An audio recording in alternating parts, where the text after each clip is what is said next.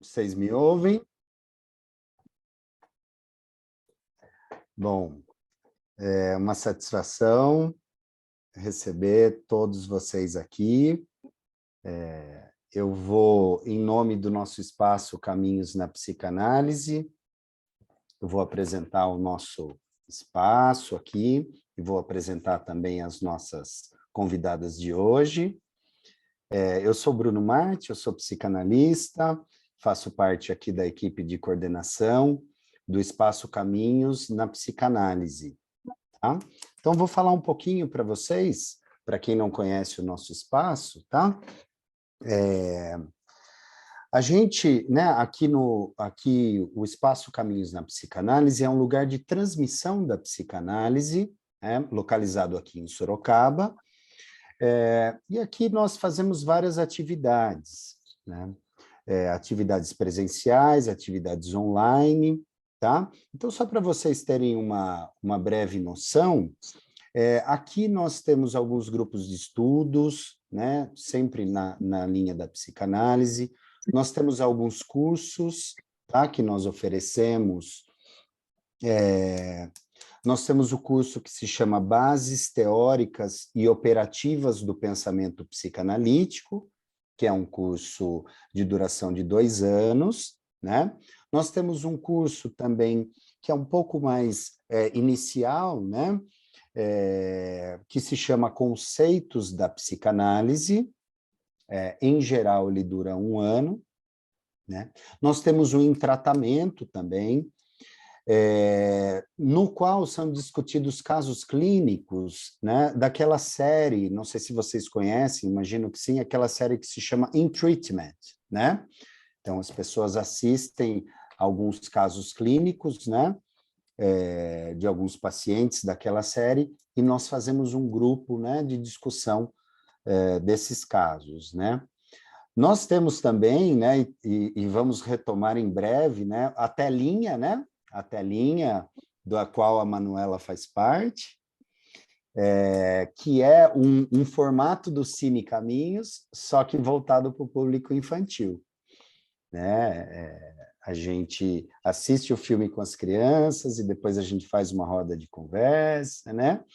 Para construir uma reflexão e uma vivência, né?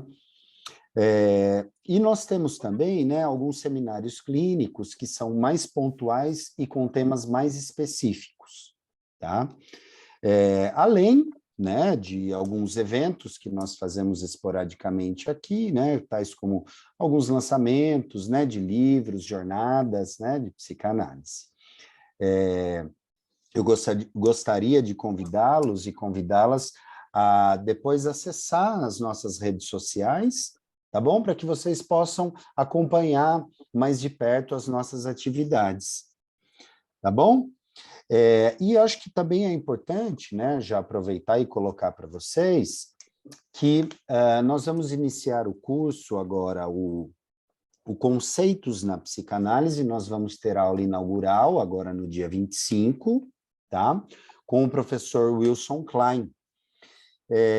E ele vai trabalhar nesse curso os casos clínicos de Freud, né, o que é bem interessante, a partir da contextualização histórica e cultural, né, dos casos, incluindo, né, alguns fatores do contexto biográfico também do Freud, e amarrando também com a produção teórica revisada, né, e produzida a partir dos casos, né? Então, fica o convite, esse vai ser um curso presencial, tá? Ele não vai ser online. Então, para quem se interessar, também a gente tem todas as informações nas nossas redes sociais, tá bom? Dia 11, né? Essa... Vai ter o dia 11, né? Quer falar, Sandra? Aproveita. Boa noite. Eu sou a Sandra, sou também aqui do espaço, né? Só para lembrar, um save the date aí, né? Que no dia 11 de março a gente vai ter uma apresentação, um evento, né, vamos dizer assim, que vai conter, né, uma apresentação do livro, né, um lançamento presencial também do livro Psicologia das Massas, que eu ajudei a organizar, e tem o Wilson Klein é um autor, e tem alguns autores que virão nesse evento, né? Então, se alguém se interessar, só que é presencial também, né? Vai ser no dia 11 de março, mas tá para sair aí a divulgação. Obrigada. Imagina, obrigado você. A gente vai se ajudando, né? Então, né, pessoal, aqui o Cine Caminhos, só para vocês saberem também, a gente faz mensalmente, tá? Todo mês. A gente fazia no formato presencial, de repente, por conta da pandemia, a gente resolveu continuar com ele no formato online. E depois, né, como a gente foi tendo um público variado de outros lugares, a gente optou por manter o formato online, tá? Então, o Cine todo mês a gente tem. E também convido a vocês darem uma olhadinha no nosso canal do YouTube, porque todos os cines, né, com todos os convidados, eles ficam registrados lá para vocês assistirem no nosso canal do YouTube, tá bom? Então, fica o convite. Bom, pessoal, deixa eu passar algumas informações práticas para vocês, tá? Para o nosso funcionamento aqui, né? Então, claro, é sempre bom lembrar o quanto vocês, o quanto a gente tiver, as comentadoras estiverem apresentando, por favor, né? Vamos ter o cuidado de manter o nosso microfone desligado, né? Porque às vezes fica bastante gente, fica um ruído, tá? E aí, como se trata de um bate-papo psicanalítico, nada mais natural que vocês participem desse bate-papo conosco depois das apresentadoras, tá bom? Depois das comentadoras. Então, aí vocês podem erguer a mão, né? Aí vocês abram o microfone, eu, a Sandra aqui, a gente vai dando uma olhada na ordem, né? Com relação aos comentários e dúvidas e questões, tá bom? E aí a gente gostaria muito que vocês participassem, porque, afinal de contas, esse é um intuito. Outra coisa, como nós já estamos online, né? Se possível, quem puder ligar a câmera seria muito importante, né? Que é uma maneira da gente ficar um pouquinho mais próximo, né? Se possível, é uma orientação, uma recomendação que a gente dá para o nosso encontro ficar um pouquinho mais próximo, tá bom? Obviamente, não é uma exigência, mas é uma sugestão, né? Quem precisar de certificado, pessoal, eu já vou colocar aqui no chat, tá bom? Quem precisar de certificado, é um formulário do Google também, que eu vou colocar o link, aí vocês, por favor, preencham, tá? Que aí a gente envia o certificado para vocês, tá bom? Bom, vamos lá então. Vou começar a apresentar as nossas convidadas, tá? Eu começo apresentando a Luísa Martini Foerges. Ela é psicóloga, membro do Departamento Formação em Psicanálise do Instituto Sede Sapiense e aprofunda seus estudos em psicanálise desde 2014. Aprimorou-se no atendimento a pacientes diagnosticados borderline no Unborder, Ambulatório de Transtornos da Personalidade da Unifesp. Durante sua trajetória profissional, Luísa transitou em instituições de ensino, saúde, recursos humanos e atendeu mulheres em situação de violência na Casa Eliane de Gramont, lidando com questões de gênero e violência doméstica. Atualmente, dedica-se a atendimento psicanalítico individual a adolescentes e adultos em seu consultório particular. Bem-vinda, Luísa. Vou apresentar a Manuela Marques de Jesus, graduada em Letras, Português, Inglês e Espanhol, psicopedagoga clínica e institucional, psicanalista e membro do Departamento Formação em Psicanálise do Instituto Sede Sapiense, participante do grupo de estudos Lendo Melanie Klein, atuante no projeto Telinha no Caminhos, que é o nosso projeto aqui, né? E integrante da equipe do Em Tratamento no Espaço Caminhos na Psicanálise. Bem-vinda também, Manuela.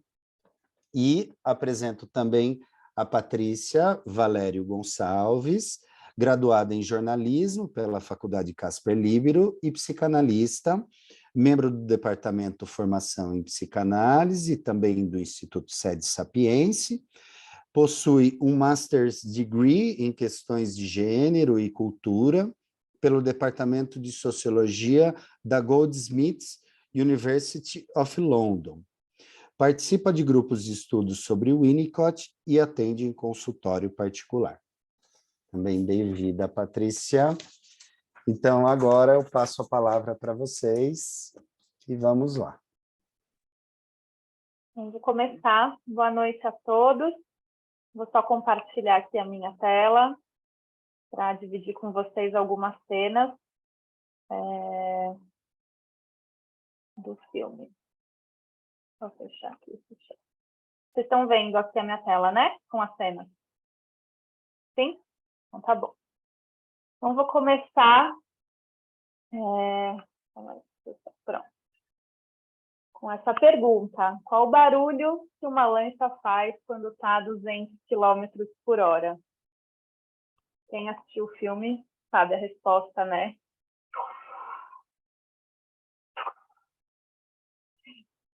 Eu começo fazendo referência a uma das cenas mais bonitas, né, desse filme, que mais me tocou, para convidar vocês a entrarem nessa experiência emocional com a gente, entrarem nessa lancha com a gente, né, e nessa experiência que esse filme nos convida a viver.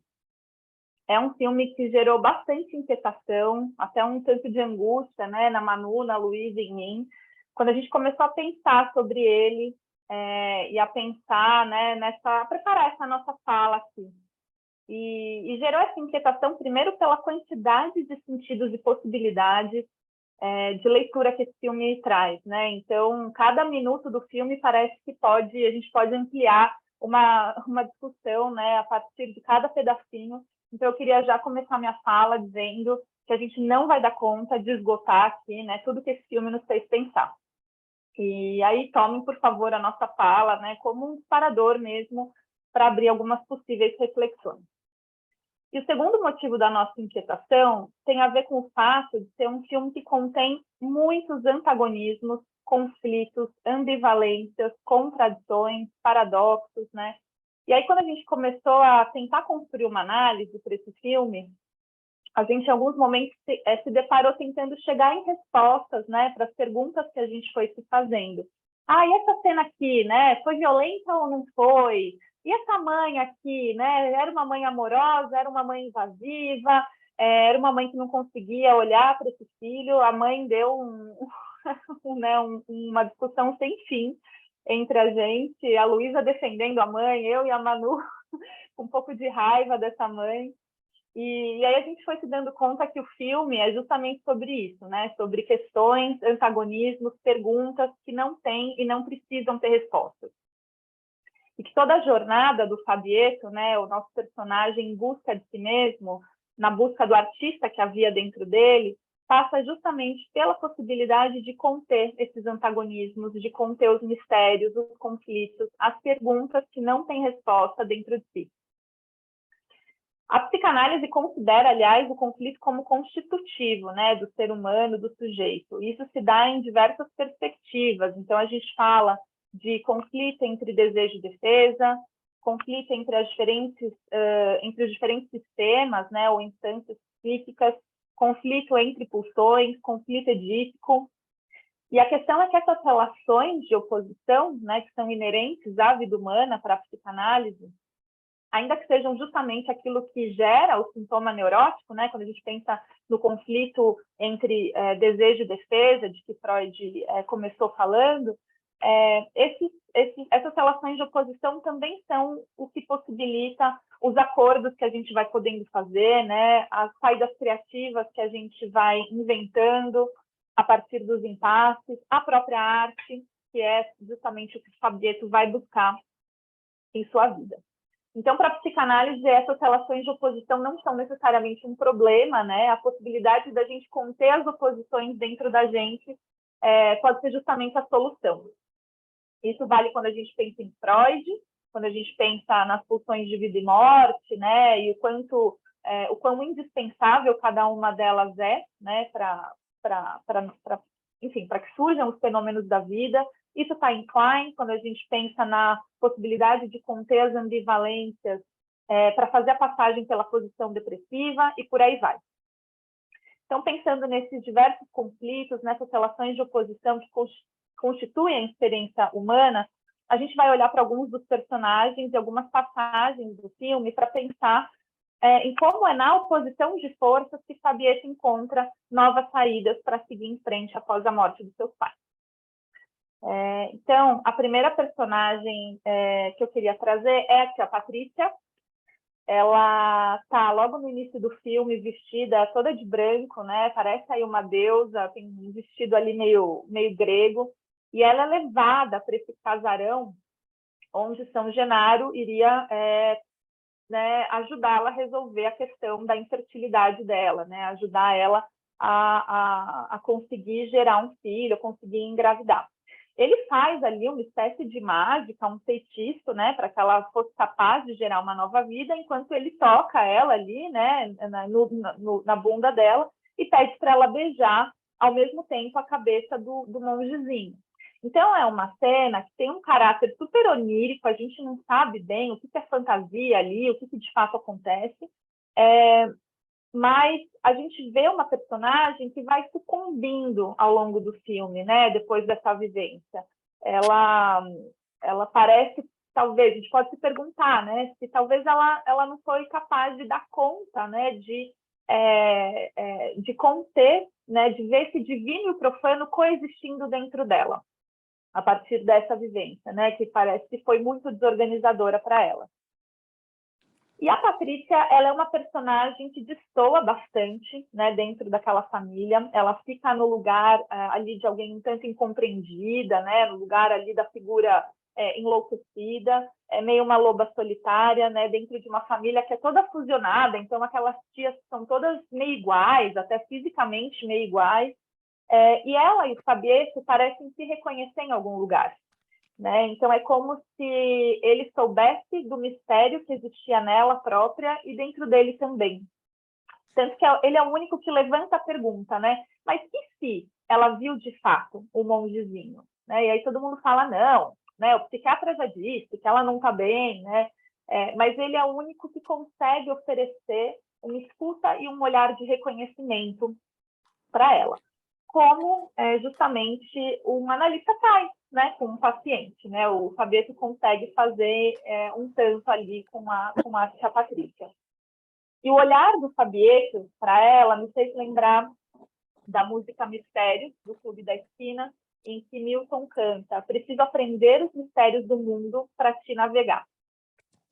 E ele não sabe, o Fabiette não sabe bem exatamente do que se trata, ele está tentando ali descobrir um pouco, né, o mundo, ele mesmo, mas ele sabe que existe um mundo interno gigantesco e misterioso dentro da tia Patrícia, que ele gostaria de poder tocar, e possivelmente dentro dele mesmo também. Então, aqui a gente tem essa primeira oposição de forças nessa personagem. A segunda que eu gostaria de falar é a mãe do Fabiette, né, e a relação dela com ele, com o filho. Ela é uma mãe que, com toda a sua amorosidade, ela também tem muita dificuldade de deixar o filho crescer. E aí, na cena do aniversário de 16 anos do Fabiette, ela pergunta para ele: filho, o que você quer estudar? Né? E ele até disse que quer estudar filosofia. Mas aí, logo na sequência, ela pergunta se ele quer brincar de esconde-esconde. Né? Então, ela fica nesse conflito entre, né, ver o filho crescer e gostar disso e querer prender ele ali. Né? E a gente ficou, né, no grupo, então, discutindo, né, se era uma mãe amorosa, se não era, né, se era uma mãe aprisionante, e ela é as duas coisas. Né? Isso também gera sentimentos ambivalentes no Fabiette, então ele fica muito bravo nesse jantar e diz para ela: mãe, eu não caibo mais no armário, né? Se dê conta disso. E aí ela diz: realmente, você cresceu muito. Vambora, eu vou tentar achar ela em casa, senão Paulo estudar. E aí, só que logo na sequência, o Fabieto vai dormir na cama dela, né? Então, ele fica também nessa ambivalência. E a questão é o que ele consegue fazer com essa ambivalência, né, depois? Porque parece que ele consegue, mais adiante, integrar essa mãe boa e mãe má dentro dele.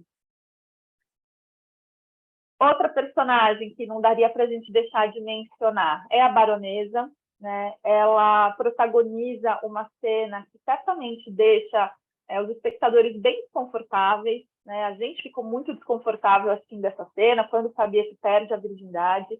E essa cena tem algo de semelhante com a cena da Tia Patrícia lá no início do filme, né, com São Januário, porque também tem aqui o divino e o profano que coexistem. Então, a baronesa está toda de branco, até esteticamente a cena é bem parecida com a cena da Tia Patrícia lá naquele casarão, né? As luzes, essa meia luz com esses lustres, esse ambiente escuro. Tinha ali logo atrás ali do Fabieto uma figura, um quadro com uma figura religiosa.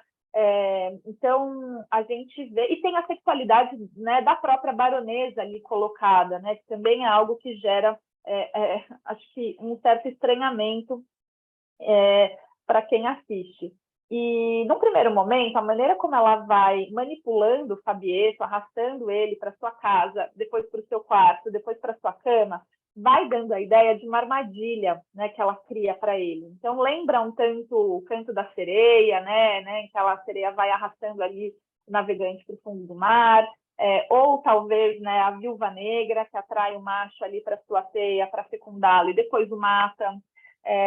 E o Fabieto vai indo. Ele é um jovem de 16 anos, enlutado, né, que a gente dificilmente vê ele dizendo não, né, para os mais velhos, né, e não diria não para a baronesa. Isso vai gerando um desconforto.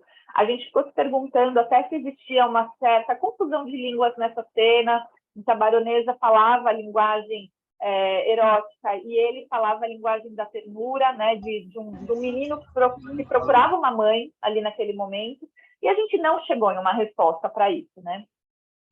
Mas o fato é que após, né, ela fazer ele transar com ela oferece um cigarro a ele, diz para ele fumar, e aí ele fala até, gostei muito, da próxima vez. Ela fala, não vai ter próxima vez, da próxima vez vai ser com uma garota da sua idade. E ela diz, eu cumpri minha missão, né? E aí ele fala, qual que era a sua missão? E ela diz, fazer você olhar para o futuro. E aí, saindo da casa da baronesa, a gente vê o Fabieto com esse cigarro na boca, ele tira o Walkman, né? E esse Walkman simboliza muito no filme a dificuldade que ele tinha de se relacionar com o mundo. E aí ele sai da casa da baronesa e pode finalmente deixar o mundo entrar nele. Então o Fabieto entra no quarto da baronesa como um garoto e sai um homem, né? Por meios tortos, ela mostra para ele que ele poderia ser algo para além do bebê da mamãe. Ela oferece ali um rito de passagem que permite ele olhar para a vida que estaria por vir. E aí, mais tarde, o irmão, eles estão no quarto, o irmão vê o cigarro ali na cama do Fabieto, e aí ele diz, você transou.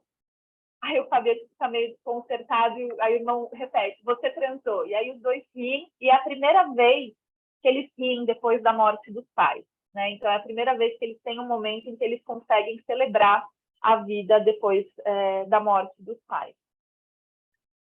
Tem algo interessante nessa cena, que esse corredor na casa da baronesa, né, um corredor comprido, estreito, escuro, e aí, quando o Fabieto sai da casa dela, ele está ali naquele átrio enorme, né, ele olha para cima, ele está ali num lugar claro.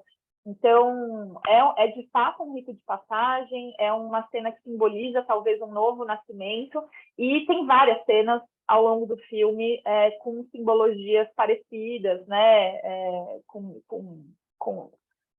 Que parece que tem ali algo esteticamente semelhante nesse sentido. Outra personagem que traz antagonismos bem importantes é o Armando, o Arma, né, que é o traficante de cigarros, que acaba sendo o único amigo que o Fabieto faz ao longo da narrativa.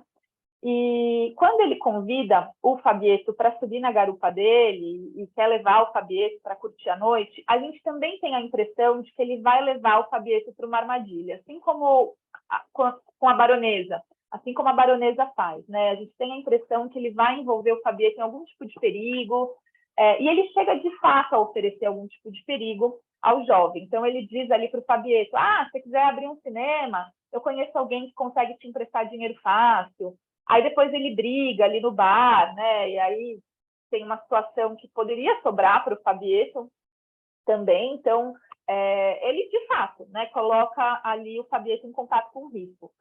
Mas, por outro lado, é no contato com a marginalidade do Armando que o Fabieto pode repensar a sua própria vida e o que ele ainda pode fazer com ela. Né? Então, com o Armando, o Fabieto aprende sobre o prazer de ouvir o barulho que um barco faz no mar a 200 km por hora. Com o Armando, o Fabieto aprende, ele entende que não é preciso ser órfão para se sentir sozinho. Essa cena que o Fabieto vai ver o Armando na prisão é bem bonita, né? E aí ele fala: tá bom, eu também tenho uma mãe e um pai, mas eu também sou órfão, né? O problema é que você se sente sozinho. Mas não se esqueça que você está livre. Né? Então, com o Armando, ele também se dá conta que, apesar da dor gigantesca que ele carrega dentro dele, ele é livre e ele não poderia desperdiçar essa liberdade. E até bonito que nessa cena, aí o Fabieto repete para o Armando a pergunta sobre, né, você lembra? Você sabe qual que é o barulho que um barco faz a 200 km por hora? Então, num lugar em que Fabieto poderia estar mais perto da morte, né, por todos os riscos que essa aproximação com Armando oferece, Fabieto encontra a vida. E como diz Guimarães Rosa, né, viver é um troço perigoso mesmo. Tá no útero é mais fácil, é mais quentinho, mas é no contato, né, com o perigoso, com o barulho que a vida faz, que a gente vive as melhores coisas. Às vezes tem que ser no barco a 200 por hora mesmo. Outra figura importante, bem ambivalente, que o filme traz é o próprio Maradona, que faz o gol com a mão, né? Então, a tal da mão de Deus, que virou uma super anedota do futebol mundial, né? Quando o Maradona responde sobre se ele fez de fato aquele gol com a mão, né? Num tempo que nem existia o VAR, é o que dá nome ao filme, não é à toa, porque o filme todo parece ser sobre como tudo na vida tem dois lados, né? No caso do gol do Maradona, a mão de Deus representa a trapaça, né? Porque ali ele fez um gol possivelmente fora das leis do futebol, mas também a revolução, a esperança, a vida, né? Lembrando que na ocasião desse jogo, a Argentina jogava contra a Inglaterra, num contexto político bem importante, pouco tempo depois, acho que 2 anos, 3 anos depois do fim da Guerra das Malvinas. E essa lição que o tio do Fabieto entende que a Argentina dá na Inglaterra ao vencer aquele jogo com o gol do Maradona. Né? Então, é o colonizado vencendo o colonizador, é um troco ali, né, que a Argentina dá na Inglaterra. E aí ele fala, nessa cena eles comemoram, ele grita: é um gênio, ele fez o gol com a mão, e celebra muito esse gol com a mão, é um ato político. E ao final do filme, 2 cenas muito simbólicas que fazem a gente pensar também como é justamente a partir da oposição de forças que a gente cria novas saídas possíveis na vida. São essas que eu vou trazer também. A primeira é essa que o Fabieto está ali nesse cenário, né, bem bonito, em que tem ali o vulcão que se encontra com o mar, ele está ali olhando essa cena, na região de Stromboli, ali na Itália. E é interessante a gente pensar que é justamente a partir do encontro da lava com a água que nascem as ilhas vulcânicas. Né? Então, é por meio do encontro dos opostos, né, que nasce um novo continente, que nasce um novo solo, né, um solo para novas possibilidades. E, aliás, continente é uma palavra bem importante na psicanálise, né? Para Bion é uma palavra bem importante. Então, assim como no encontro da lava com a água, é a partir do encontro analítico que também nasce um novo continente psíquico, né? Que pode conter antagonismos, né? Que pode conter os conflitos, que pode conter essa oposição de forças que todo mundo traz dentro de si. E, para finalizar, quero trazer essa cena lá do final do filme, em que Capuano diz a Fabieto que, para ser um grande diretor, para criar, ele precisa do conflito, né?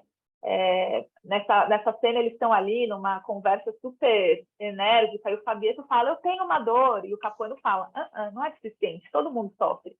E aí ele fala, não, mas eu quero criar, porque eu quero viver no mundo da fantasia, eu quero me afastar da realidade. Ele fala, não é suficiente, você quer ter esperança igual todo mundo. Isso não é interessante, você precisa do conflito, né?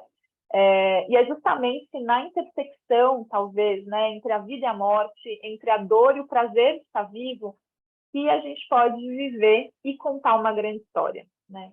E essa fala do Capuano está em Aristóteles, na verdade, né? Lá na Poética de Aristóteles, ele diz que uma boa tragédia precisa provocar no espectador sentimentos de horror e piedade, justamente quando se apresenta o antagonismo, o conflito, aspectos paradoxais ali na história, né?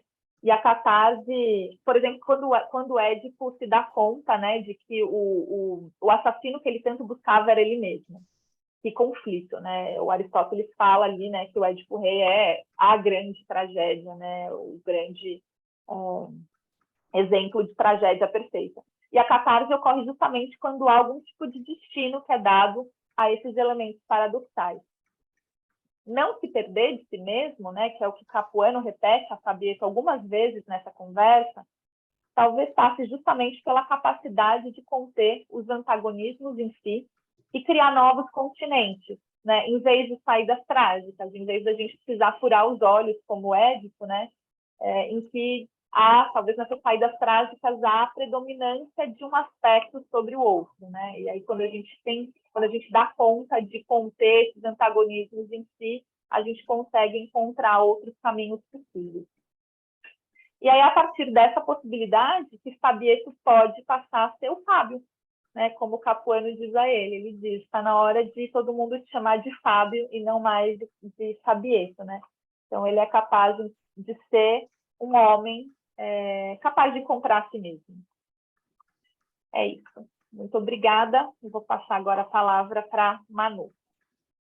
Deixa eu fechar aqui meu compartilhamento. Pronto. Obrigada, Paty. Bom, boa noite a todos, a todas. Bom, quero iniciar a minha fala compartilhando com vocês que logo nas primeiras conversas com a Lu e com a Patrícia, nós ficamos pensando assim, que seria muito interessante trazer um olhar sobre a série da Wandinha, né, a adolescente da família Addams, e que recentemente fez muito sucesso, né, entre os jovens e adultos. E eu começo justamente compartilhando isso, porque eu quero pensar com vocês sobre os conflitos, como a Patrícia acabou de apontar, a ambivalência, as perdas da família Esquiza e o percurso do pequeno Fabieto para poder tornar-se Fábio. Claro que com suas devidas proporções, né? Me parece que tanto a Wandinha quanto o Fabieto nos mostram um mundo sombrio, solitário, calado, muitas vezes silenciado, de perdas e trabalhos de luto, que é o mundo dos adolescentes. Eu quero trazer para a conversa, então, algumas considerações a respeito da adolescência e o que nós podemos pensar sobre ela a partir da teoria psicanalítica.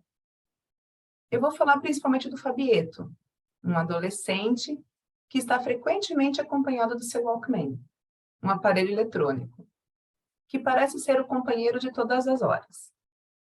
Talvez, se eu falasse somente essa frase aqui, né, um aparelho eletrônico, companheiro para todas as horas, fora do contexto do filme, alguns poderiam pensar em um smartphone, um aparelho celular, né? Algo que é tão presente na vida dos adolescentes de hoje em dia e na nossa vida também. Mas surgem algumas questões. O que será que o adolescente, ou todos nós, queremos ou precisamos nos distrair? Fugir. Seria da realidade, que é considerada como terrível para alguns personagens do filme? E eu fico me perguntando, né, essa realidade, de que realidade nós estamos falando? Será que nós podemos pensar que seria da realidade interna? Eu acho interessante, né, notar que há algo em comum entre a adolescência da década de 70 e a adolescência contemporânea. Talvez seja porque essa fase do desenvolvimento conta com alguns conflitos e algumas tarefas que lhe são muito particulares. A psicanalista Tânia Zalcberg coloca aqui, abre aspas, o jovem precisa abdicar do corpo infantil, da identidade sexual infantil, para poder integrar juntamente com as transformações corporais todas as fantasias conscientes e inconscientes que as acompanham. Fecham aspas. Então, né, o adolescente, ele precisa lidar com a perda de todo o seu mundo infantil, né, o mundo da infância, melhor dizendo, e após o período da latência, reviver todo o conflito edípico em um corpo sexualmente maduro. Nas palavras da psicanalista, ela diz que há muitos obstáculos a serem superados, como os sentimentos de raiva, ciúmes, rivalidade e, acima de tudo, de impotência e desamparo, bem como a agressividade destrutiva que pode acompanhar essas vivências. Bom, dentro do contexto familiar, da família, o Fabieto ele parece ser um filho bonzinho. O irmão dele namora, sai com os amigos, não quer acordar cedo para ir para a faculdade. A irmã fica, né, incomoda toda a família enquanto ela fica trancada no banheiro e de vez em quando grita umas verdades familiares que ninguém quer ouvir. Mas o Fabieto não. O Fabieto, ele aparece como um menino calado e talvez até mesmo inibido. Em seu texto sobre inibições na puberdade, de 1922, Melanie Klein considerava que na puberdade ocorre uma explosão das pulsões. Os desejos incestuosos e fantasias inconscientes estão em constante confronto com as forças repressoras do ego, o que acaba, muitas vezes, sobrecarregando-o e trazendo diversas inibições. Em muitas cenas, Fabieto aparece ao lado da mãe, ouvindo conselhos do pai sobre como tornar-se um homem, mas o jovem pouco fala, muito observa e muito cala. Para Klein, a repressão dos desejos edipianos estaria relacionada à idealização da relação mãe-bebê. Pode-se pensar que, para se defender da angústia, o Fabieto acaba mantendo seus pais como objetos idealizados, perfeitos, como fonte de gratificação inesgotável. Porém, Melanie Klein adverte-nos, em suas palavras, quando nos penetramos em camadas mais profundas do inconsciente, descobrimos que figuras perigosas e persecutórias ainda coexistem com figuras idealizadas. Parece, então, que o Fábio só poderá aparecer quando o pequeno Fabieto iniciar a difícil tarefa de desidealização de tais objetos, entrar em contato com sentimentos de raiva e desamparo, que são despertados pelo medo da perda dos objetos bons que foram introjetados. A Klein considera que, abre aspas, a preocupação e o pesar em torno da perda tão temida dos objetos bons é a fonte mais profunda dos dolorosos conflitos que ocorrem na situação edipiana. Fecha aspas. Eu quero retomar com vocês aqui aquela primeira cena do pátio do colégio, que o padre diz, você precisa se confessar. E o Fabieto continua caminhando. Talvez não fosse o momento ainda para lidar com a culpa em confessar os seus desejos mais profanos e hostis. Eu penso, né, que antes de confessar, talvez fosse necessário ele falar. E eu digo isso porque no almoço de família, Fabieto aparece ao lado do pai ou ao lado do irmão, como se estivesse na sombra dessas figuras masculinas. Ele ri, ele observa, mas, né, como eu já falei, ele pouco fala. E aí eu me pergunto, falar como? Como seria, né, ser um adolescente dentro da família esquiza? Uma família que parece ter pouco espaço para acolher as diferenças e aceitar o que está fora do ideal. Me vem à mente a frase da vizinha, que disse: na verdade, quando dizem que vocês são todos legais, vocês são todos cruéis.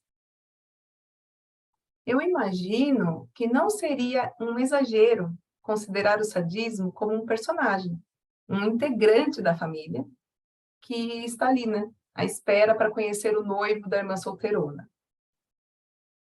Além disso, me parece haver muita dificuldade em colocar em palavras, conseguir simbolizar sentimentos de amor, carinho, cuidado.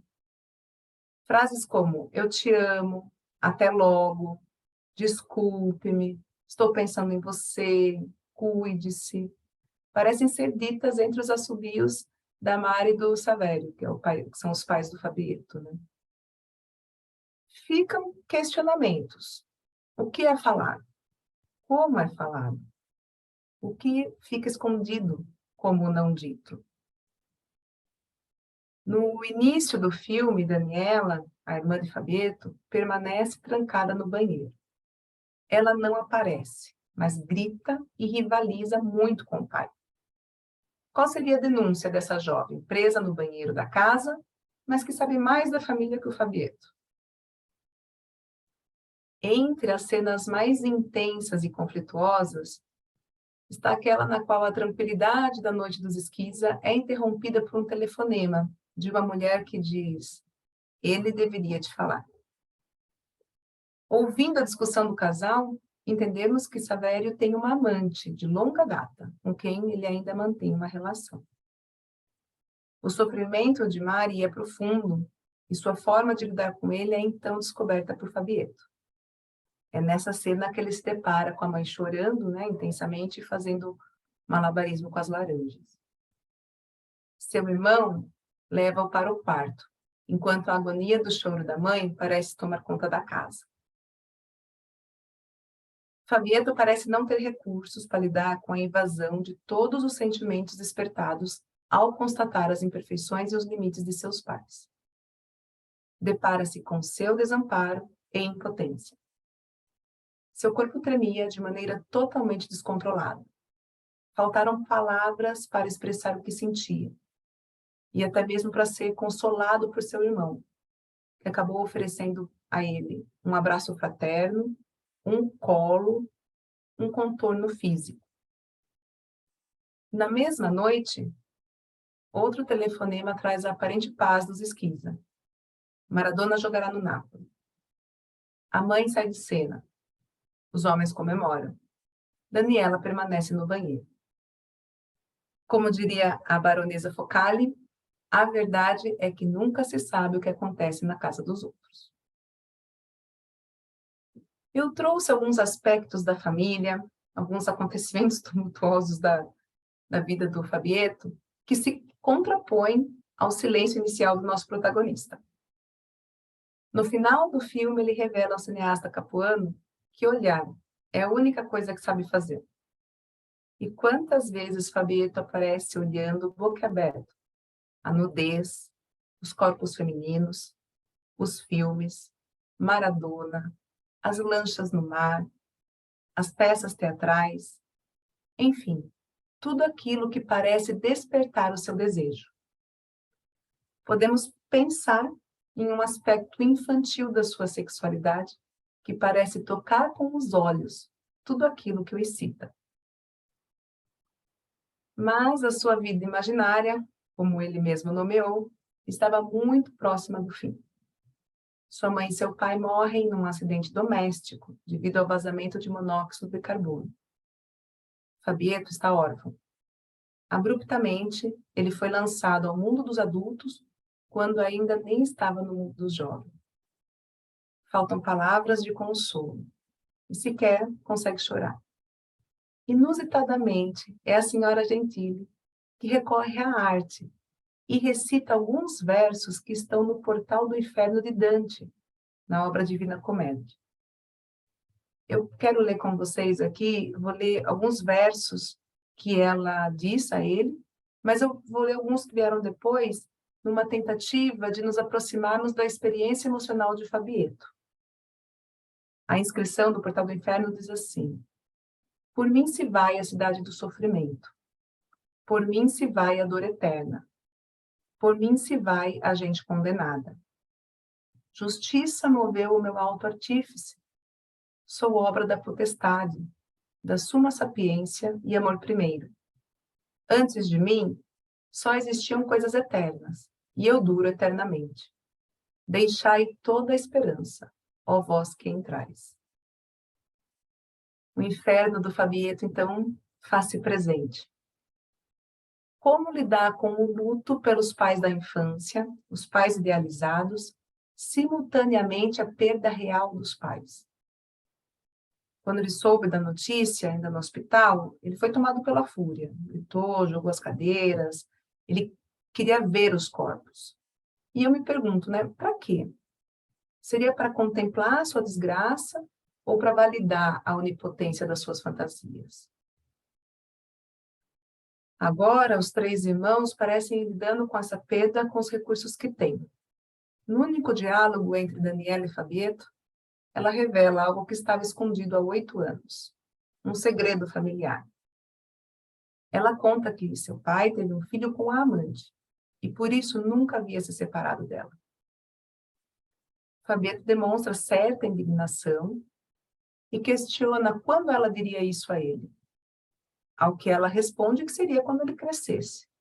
Ele insiste, quando? Ela enfatiza, agora. Sabemos que não foi esse diálogo que fez tudo mudar, mas parece ser que ele colocou o Fabieto em movimento, em direção ao crescimento. Após o diálogo com a irmã, ele fez sua primeira descoberta sexual. Eu diria, à la Fabieto, com uma senhora conhecida da sua mãe, que foi orientando passo a passo. O corpo estava ali, o pensamento estava na tia Patrícia, e as fantasias inconscientes. Eu concordo com a psicanalista Tânia Zalcberg quando ela diz que as experiências emocionais vão de mãos dadas com o mundo imaginário, tanto em seu nível consciente como inconsciente. A Melanie Klein diz que, abre aspas, o menino deve se libertar interiormente dos elos incestuosos com a mãe, apesar destes se manterem como base e modelo de todo o amor posterior. Fecha aspas. E Fabieto, estaria libertando-se? E agora eu retomo, então, a segunda cena do pátio, no pátio da escola, que, diferentemente da primeira cena, Fabieto parece que ali ele consegue confessar-se a si mesmo, né? E ele consegue chorar. E ele chora sozinho, entre os meninos que jogam bola. Ele chora desamparado, talvez por notar que não pertence mais ao mundo das brincadeiras, ao mundo do futebol. Chora porque seu pai não era o homem honesto que ele havia acreditado. Chora porque não vai mais deitar na cama com sua mãe. Chora de raiva. Chora porque perdeu. Chora porque cresceu. Chora porque é livre. Eu encerro aqui as minhas reflexões iniciais e agora a Luísa vai trazer um pouquinho do olhar dela. Obrigada. Boa noite a todos. Bom, A Mão de Deus foi um filme escolhido por nós por ter tocado em diversos aspectos, principalmente as ambivalências, como a Patrícia e a Manuela falaram, que os personagens vão apresentando ao longo do enredo.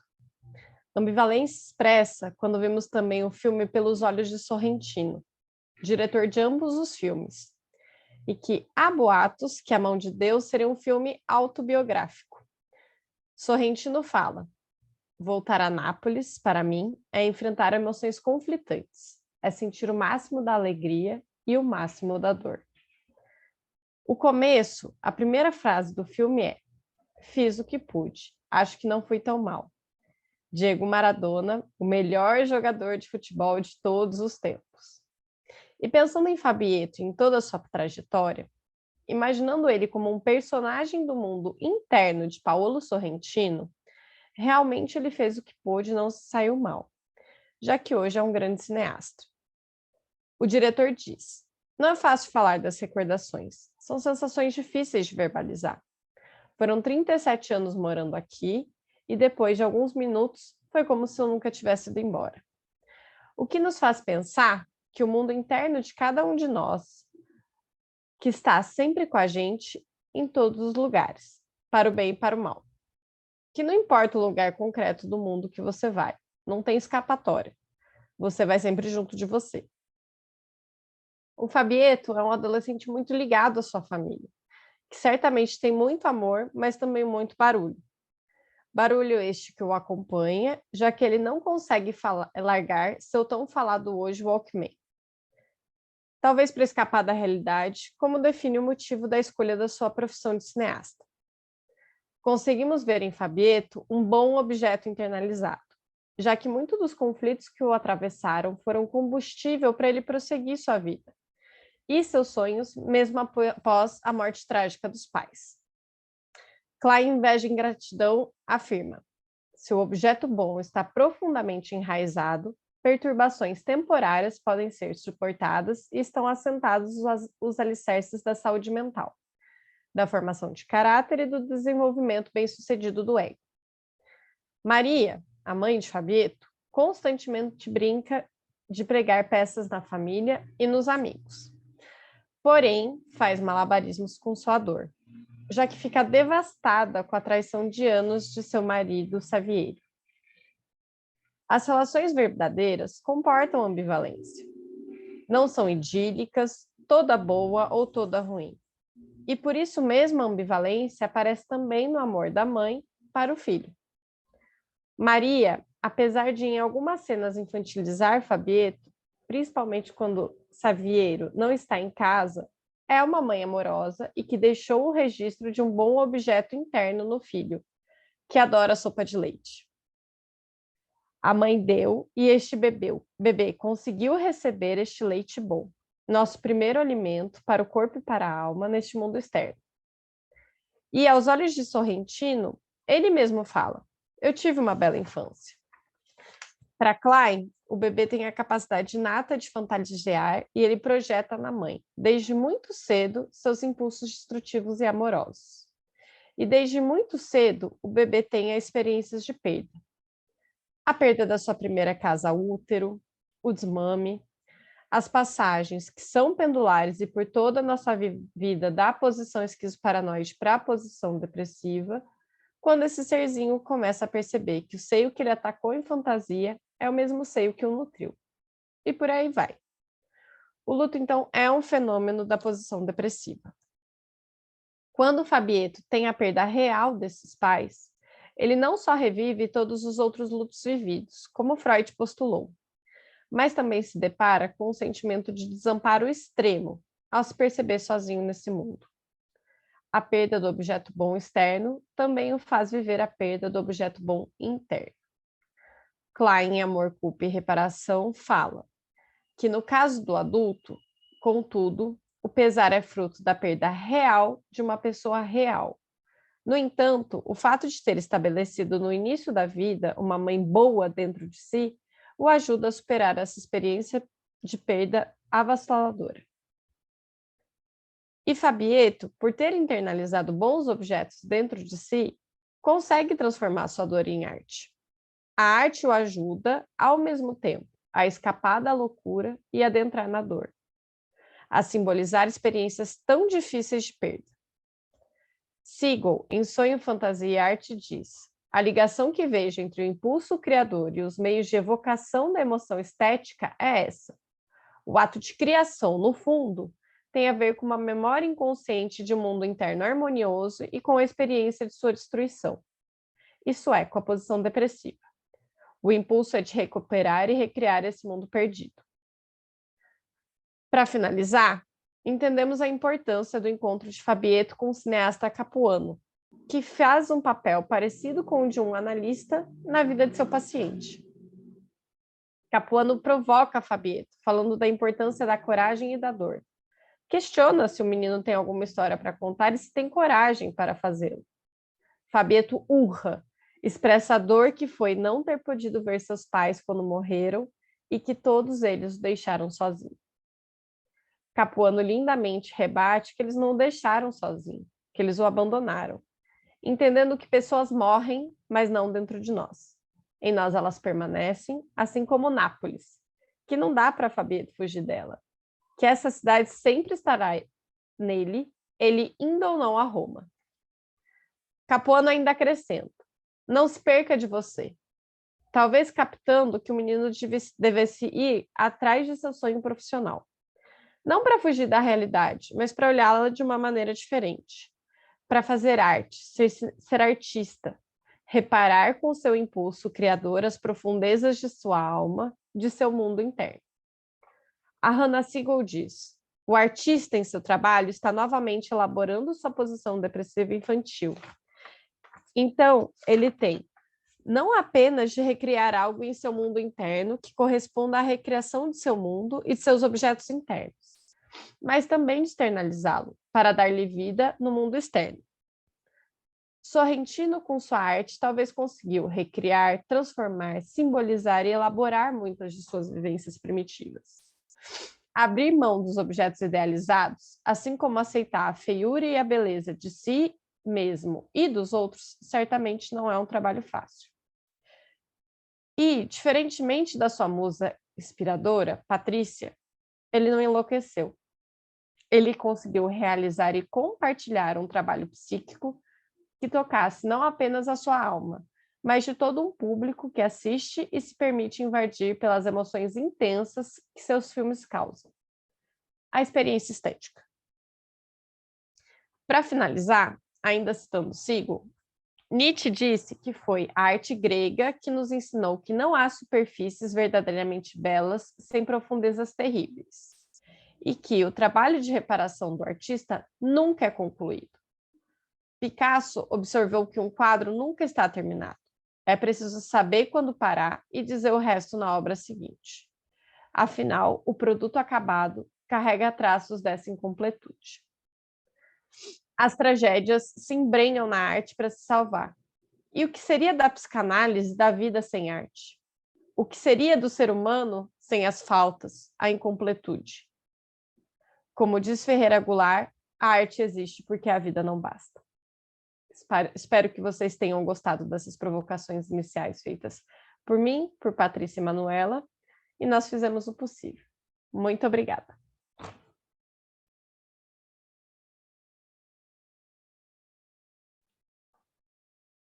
Muito bom, muito bom. Vamos começar a abrir o nosso bate-papo. Eu peço, então... muito bom mesmo. O pessoal está falando aqui no chat. Eu peço, então, pessoal, para que a gente possa bater um papo agora, né? Seja via o chat, ou seja as pessoas erguendo a mão, abrindo o microfone, né? Para a gente poder explorar um pouquinho mais. Claro, né? As comentadoras pensaram, né? E fizeram um recorte das impressões delas, né?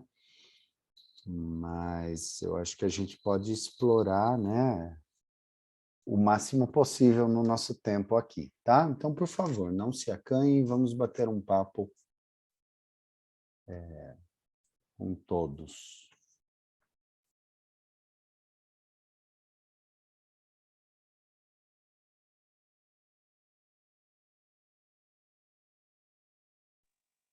Olá, posso começar?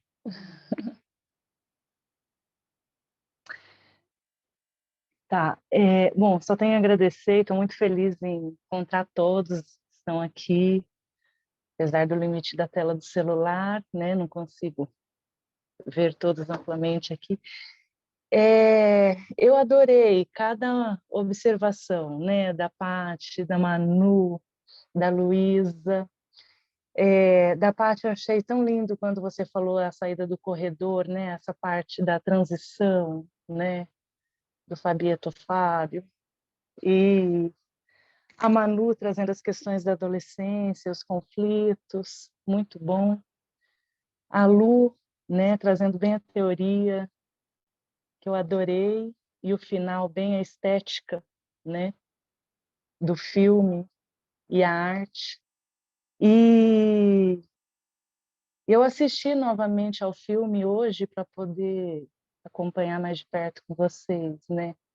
E realmente aquilo que vocês começaram assim, né? O que a gente vai falar, né? Vários elementos assim, sexualidade, conflito edípico, identificações, né? Ambivalências, enfim, as saídas, os caminhos, né? O simbolismo, como que vai.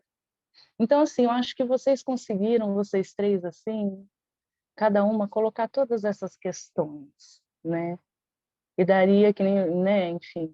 E é isso, né, no tempo que temos. Mas eu acho, assim, foi tão gostoso que dá para continuar, vamos dizer assim, com todos esses outros temas, né? Então, eu só tenho a agradecer, adorei e obrigada, né? O Fabieto, enfim, cada personagem. A Patrícia também, né? A questão do lugar que ela ocupa e por que que ela chegou à loucura dela, isso sempre me chama muita atenção, esse lugar, né? De prostituta, enfim, isso eu acho que é um lado assim que precisava pensar bastante, né? Enfim, e Fabieta, né? Com seu prazer não confessado, né? E por que que seria tão demônio? Eu fico me questionando, né? Por que que seria um lado tão demoníaco assim? Eu não vejo, né? Que a parte cultural, né? Da forma de tratamentos italianos, enfim, né? Então, a linguagem, então, só tenho a agradecer, né? Eu acho que vocês conseguiram trazer, né? Tudo isso. Obrigada. Posso responder uma coisa que a Tati trouxe? Porque, Tati, você falou da tia Patrícia, desse lugar da loucura, e a gente não conseguiu trazer esse aspecto que a gente conversou muito, sobre o lugar das mulheres nesse filme, né? Então, a tia Patrícia como a louca, a mãe nesse lugar, né, muito sem agência, que tem que fazer malabarismo para dar conta, né, de tudo que ela vive. A irmã que não sai do banheiro, que a gente vê o rosto da irmã só no fim do filme, as tias, né, ali também, todas meio iguais. Então, seria muita coisa para a gente pensar, né, sobre o lugar da mulher, né, as possibilidades que a mulher tem no final, né, quais são as saídas criativas que essas mulheres podem encontrar nesse filme. Verdade, Paty.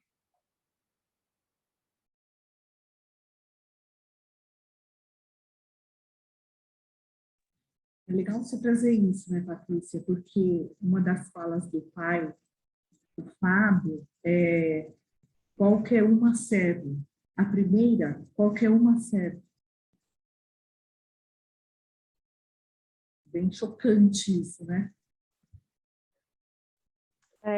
Ela ajudou a gente a pensar, complementando o que a Tati e a Patrícia falaram, também não só no lugar das mulheres nesse filme, mas como no lugar dos homens. O que é ser homem para o Fabieto, né? O que sobra para ele? Papéis muito estigmatizados, né? O filme é bem provocador nesse aspecto mesmo.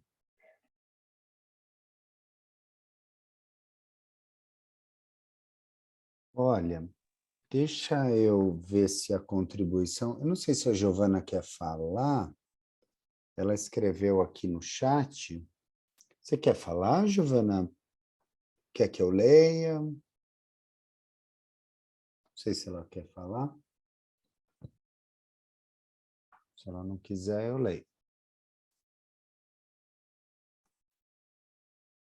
Bom, eu vou ler, depois, né, fica à vontade, tá, Giovana, se você quiser complementar. Então, ela diz assim, na maior parte do filme, fiquei pensando o Fabieto como um menino que não podia crescer, muito enredado e se deixando enredar pelos fios da trama familiar, que até no momento da relação sexual, quando a baronesa pede que ele pense e diga o nome da garota por quem ele é apaixonado, ele diz o nome de sua tia Patrícia. Ainda na posição de menino, que se apaixona pela professora, pela tia da escola. Mas, ao final, parece que perder não só permite, como obriga a crescer. Acho que a Giovana colocou, né? Queria comentar assim, do comentário da Gi, né? Agradecer por ela ter trazido e todos os comentários do chat também, obrigada. Mas acho interessante pensar isso que ela trouxe, né? Como o perder, como de fato o perder, aceitar a perda mesmo, né? Dos pais da infância, daqueles pais idealizados. Né? Não necessariamente assim pensar algo concreto como a morte, a perda real dos pais, mas pensar, né, a partir do momento que ele entra em contato com as faltas dos pais, que ele percebe que a mãe não é do jeito que ele pensava, o pai não é do jeito que ele pensava, ele vai lidando com essa perda. E é isso que vai possibilitando, né, que ele cresça. Então, até por isso que eu enfatizei na minha fala, o diálogo com a irmã. Eu acho que a partir daí, né, Gi, pensar essa perda realmente de algo do mundo interno, de um mundo infantil, da infância, idealizado, né? A Juliana colocou, acho que perda da ingenuidade dele também. Eu acho que na mochila das perdas dele tem muita coisa, né? A infância não é pouca coisa, né? E sem contar toda a vivência dele da relação mãe-bebê, né? Dessa mãe, como a Lu colocou, né? Uma mãe que a gente tem a impressão, pelo que a gente percebe, porque nós conversamos, né, meninas? Que foi uma mãe que nutriu com leitinho, né?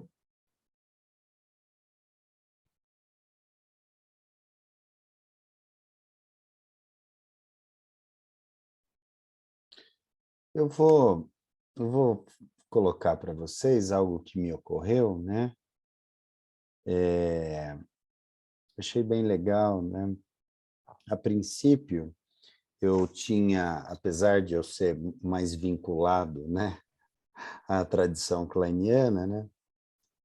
É engraçado, né, que o Freud ficou evidente para mim num primeiro momento, né? Aí foi legal ouvir vocês, porque vocês me ajudaram a resgatar, né? Porque, a princípio, né, a questão da sexualidade, né, que é algo que o Freud trata, né, dá muito mais evidência, né, do que a Klein, né? Mas interessante, né, o caráter da sexualidade como, por um lado, maravilhosa, né, e a possibilidade de se maravilhar com o mundo, com a vida, até mesmo, né, ele olhando as mulheres, né, ele ficava maravilhado, né, no sentido de beleza, né,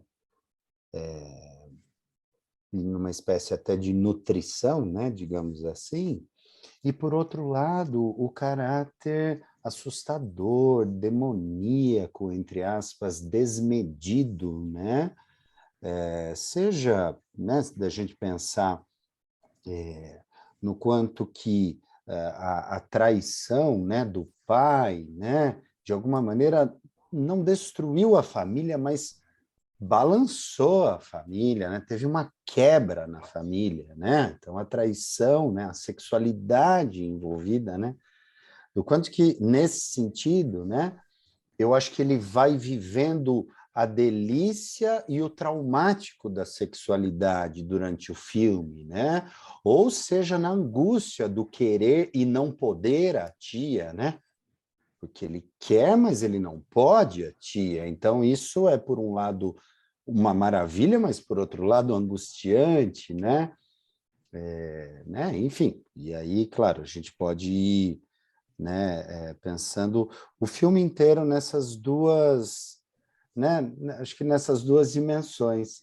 Eu, a princípio, estava acho que mais freudiano, mais freudão, né? Na análise aqui do filme.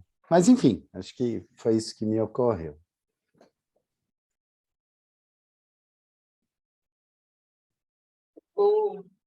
Achei muito interessante, né, como elas apresentaram, né, para a gente ter um filme, né, que foi o ponto principal, né, essa ambivalência, realmente, né, o filme traz, né, eu fiquei muito impressionada de como é apresentada a cidade, né, de Nápoles, toda a cultura, né, tudo aquilo que vai sendo, até porque, como a Luísa falou, né, me parece que é um filme autobiográfico mesmo, né, dele, e ele chegando, né, com aquele mar, né, de Nápoles, todo um enredo ali, né, e esse Monacello, né, que fala que em italiano é Mônaco, Monacello, monge pequenininho, né, mongezinho, né, é uma figura lendária mesmo, né, de Nápoles, né? Acho que vocês tocaram um pouco nisso, né? E é interessante que ele representa como se fosse um fantasma, né, de um homem que teve um relacionamento com uma mulher de uma classe social muito alta e dizem que talvez ele possa ter sido morto, né, por essa família dela, né? E aí ele ficou vagando, né? Então, o monge, ele significa duas coisas, né, ao mesmo tempo, né? De um lado, ele vagueia, né, com uma finalidade, vamos dizer assim, maldosa, né? Marota, maldosa, né? Ou benéfica, né? Então, aquilo que vocês falaram, que eu achei muito interessante, né? Que une o profano e o sagrado, né? Então, tudo em Nápoles é assim, né? Tem um monte de mitos ali também. Outra coisa interessante, né, que lá eles têm, na Itália, né, tem muita igreja, muito santo, né, até pela história, né, da Itália, e a cidade de Nápoles é a que tem mais santos, nativos, né, pessoas que nasceram ali e viraram santos, né? Então, é interessante pensar o quanto que uma cidade que tem tantos santos, né, tem tanta ambiguidade assim também, né? Toda essa... E, finalizando, né, me chamou muita atenção uma cena, né? Eu não me lembro o nome dela, aquela senhora que todo mundo que é marota, fica brigando com todo mundo. É a avó, né, ali, a tia, né? E ela faz um papel muito interessante, né, nessa dinâmica dessa família, né? Porque ela fala umas coisas que não podem ser faladas, né? Então, ela porta a voz, né, de coisas de uma maneira, né, que deixa todo mundo exposto, né? Então, ela fica no lugar de um bode expiatório, né? Então, tudo que ela fala, refere, o pessoal dá risada. E me impressionou muito uma cena que, não sei se vocês lembram, que ela fala a respeito do filho, né, que vai preso, né, e que, nossa, eu saio de casa, a mulher fala, e de repente eu chego e meu marido foi preso, né? Como se nada tivesse acontecendo, ninguém soubesse de nada que ele fazia, né? E aí ela fala isso, ela coloca, né? A culpa é de vocês, porque vocês sabiam tudo que ele fazia e não falaram nada. E aí eles começam a bater nela, né? Malhar mesmo ela, e pá, e todo mundo batendo, né? Você vê o nível, né, de violência mesmo, né, que o filme traz, né, por detrás das relações, né? Como as relações são... Então, eu achei interessante pensar nessa... É uma cólera, né? Mas, ao mesmo tempo, tem um desamparo muito grande, né? Em alguns personagens, quase todos, né? Ali, cada um com o seu desamparo, né? Então, achei muito interessante essa mistura, né? Que faz, né? E depois a resolução, né, disso. Você vê, a tia enlouqueceu, né? Como as meninas falaram aí, né? Mas o menino não, o menino pegou um outro caminho, né? Que em psicanálise a gente vai entendendo isso um pouco, né? Como é que alguém enlouquece, né? De que forma alguém pode não enlouquecer, utilizar algum mecanismo, né? Interno psíquico para não enlouquecer, né? Então fica essa questão assim, né? O que vocês trouxeram um pouco, tocaram, né? O que é que ele foi fazendo, né? Com a própria vida e não enlouqueceu, né? Mas ele também viu o monge, né? Então, é muito interessante assim, no final do filme, né? E o monge que ele vê é um menino, uma criança, né? Só para... Nossa, ô Sandra, só para compartilhar, aliás, eu compartilho, Bruno, também da sua percepção assim, inicial, né, do que você foi sentindo mais freudiano. E aí depois a Luísa mais assim trouxe bem Klein, assim, eu falei, nossa, é verdade, também é bem Klein, né? E a Sandra tocou também, né, na Patrícia, e eu penso assim, o que eu senti, né, assistindo ao filme, quanto a Patrícia e a ir para a loucura e o Fábio não, né? Eu penso que só um minutinho, amor, só um minutinho que eu tô falando aqui. Desculpa. Eu penso que assim o lugar, né, que a pessoa é colocada e como que ela é olhada, eu fiquei assim, o que me tocou, né? Porque o Fabieto, ele tem um lugar, ele tem um olhar, ele tem um cuidado, né? A Patrícia não. Desde o início, ela é colocada nesse outro lugar, ela é tratada dessa forma por todos, e parece que aí ela fala, eu vou me ocupar disso mesmo, porque, enfim, a linguagem está feita ali, né, para ela, de alguma forma. Então, eu achei bem interessante, e o que me chamou muita atenção foi isso, assim, compartilhando um pouquinho com você, né, as saídas, assim, que cada um vai tomando, né, para si, mas eu acho que o entorno também, né, Sim.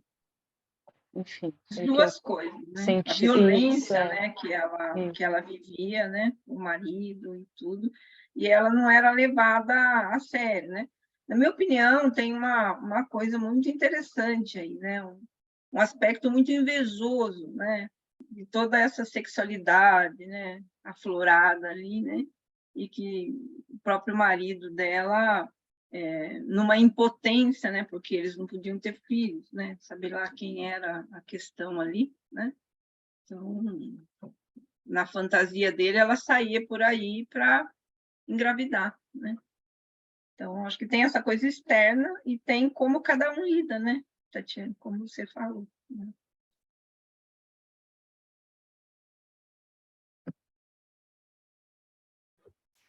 E das Eu possibilidades também. Fala, Não, fala.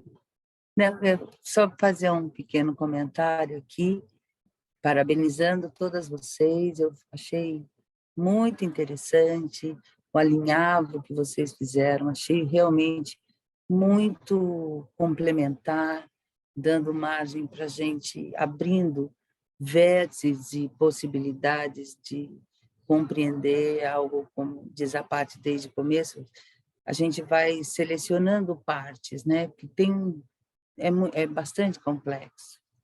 E dizer assim, eu também o filme começa a lancha chegando pelo mar. Não sei se simbolicamente seria também o primitivo, né? Um aspecto da água, do uterino. E aí eu penso que desde o começo, quando eles estão com a família num barco, vem a lancha com, como ele chama mesmo, Armando, né? Vem a lancha com Armando, e o tempo todo eu penso que o Fabieto vai observando o contexto familiar naquele barco meio simbiótico, meio circense, e o Armando vem acenando com outras possibilidades, porque ele já estava perseguido por um possível tráfico, tinha polícia atrás, e ele tem um olhar da alma, que eu penso que a tia compartilha, porque eu acho que eles têm uma atração, mas eu acho que tem um diálogo íntimo daquilo que não é dito entre ele e a tia, de também ela ter essa busca de ver poeticamente, ou esteticamente, ou intimamente, né? E eu tenho a impressão que a loucura dela é de uma tristeza profunda. Não é uma loucura muito histérica, uma loucura maníaca. Ela tem uma loucura, uma dor de talvez não ter podido usar essa potência feminina, esse divino feminino, né? Esse sagrado feminino que nas vestes que ela representa, nessa casa, assim, eu penso que todo o filme tem ambientes muito arqueológicos, os tons, as camadas, né? Grandes lustres caídos, imagens de santo, então tem toda uma mistura mesmo assim desses aspectos, né? Esse trânsito, e eu penso que ela se recolhe e ela vai e ela diz para o Fabieto: eu pedi para me internarem, porque senão eu ia me matar. Ela tem uma dor profunda, né? De não poder exercer esse, sei, chamar talvez esse divino feminino que ela não pôde, não achou um continente no mundo. E ele tem essa possibilidade, né? Desde o começo, ele é um grande observador. E eu acho que ele não pode ver os pais, ele é proibido de olhar os pais, mas ele procura olhar e criar com o olhar dos olhos de dentro. Eu acho que desde o começo ele vai anunciando isso. E acho que vocês mostraram isso maravilhosamente bem, aprendi muito. Muito obrigada, viu, pela participação de vocês.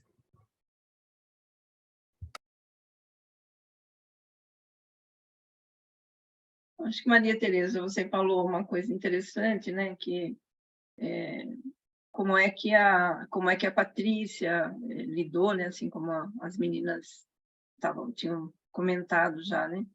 Parece que tem uma questão, né? Estou voltando para o interno de novo, né? Também. Mas tem essa loucura, né? Interna, né? Essa turbulência emocional, né? Que cada um de nós vive, né? E ali no filme cada um vive de uma determinada maneira, né? Essa turbulência e as próprias defesas, né? Psicanalíticas aí, né? Que as pessoas vão criando, né? Para sair, né? Eu acho que essa personagem, né, a tia, ela viveu uma coisa tão intensa, tão, né, forte, né, relacionada a esse buraco, né, da feminilidade, né, esse lançamento, né, tão profundo, né, que essa turbulência foi muito difícil, né, para ela poder suportar, e o externo, como disse a Tatiana, não ajudou também, né? Talvez o menino ele teve uma ajuda maior, né? Eu não sei também, Sandra, se caberia aqui a gente pensar, mas é como se ele tivesse podido transitar pelo luto e ela tivesse ficado meio melancólica, né? Isso. É Eu como pensei se ela nisso quando você tivesse estava falando. aprisionada. Ele passa pelo processo do luto, com tudo que isso implica, né? E ela não consegue fazer esse trânsito, né?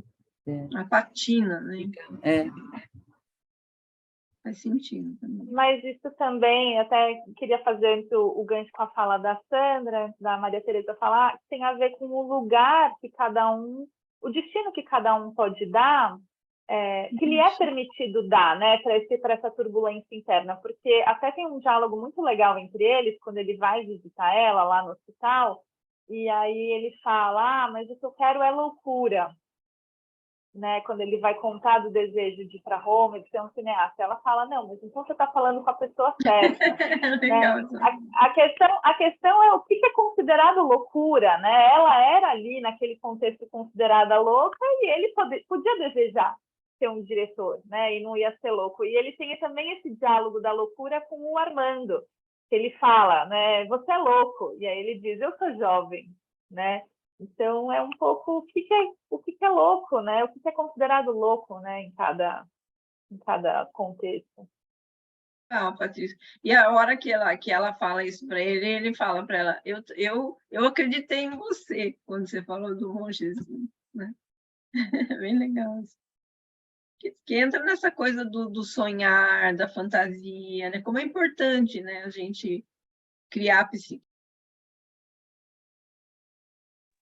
dando margem para a fantasia, para essa coisa ilusória, interna, né? Que cria alguma coisa, né? Você vê, quando alguém vive essa turbulência, ela, de alguma maneira, ela atinge o ambiente, o ambiente vira aquilo que ela sente, né? A gente vê que o conceito que a Clay traz, né, de identificação projetiva é justamente isso, né? Então, é muito interessante, legal essa colocação, né, do o que é a loucura, né, o que pode significar. Cada um tem uma realidade interna que vai ler isso, né?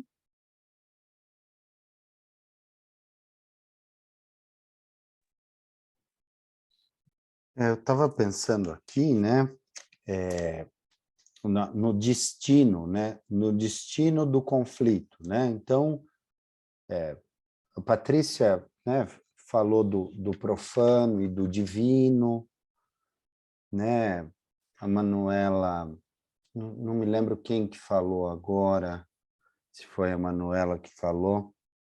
A fala da Manuela me remeteu, né? Ela falou da crueldade ali que existia, né? E aí me remeteu também que existia crueldade e o humor também, né? O humor ao mesmo tempo acontecendo, né? Então tem profano, sagrado, crueldade e humor, sexualidade enquanto potencialidade, sexualidade enquanto tragédia destrutiva, né? Acho que falaram também, né? O vulcão, né? O encontro, né? Da lava com a água, né? Enquanto potência criativa, né? Então, eu achei muito legal, porque vocês articularam muito bem, né? A Luísa fala do estético, né? Da feiura e da beleza ao mesmo tempo, né? Então, assim, fiquei muito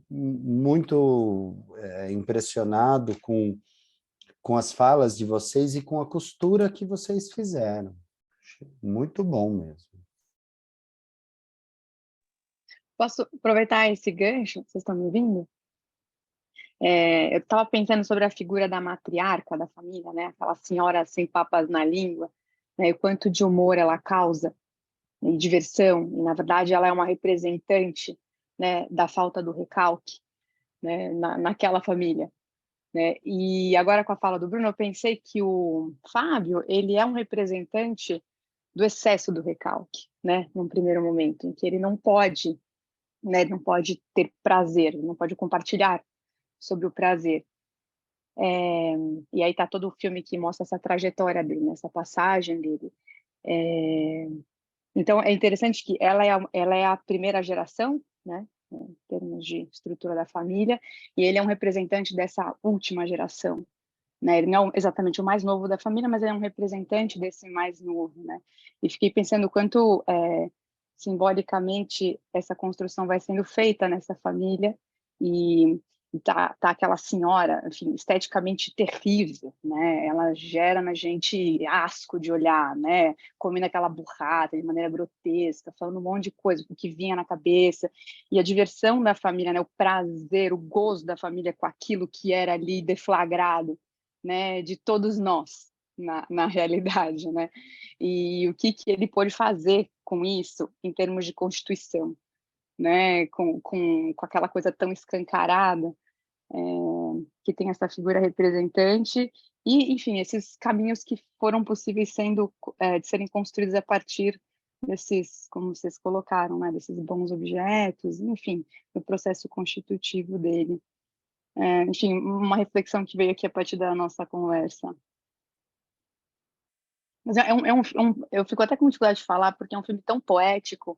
Eu não assisti ele várias vezes, assisti uma vez.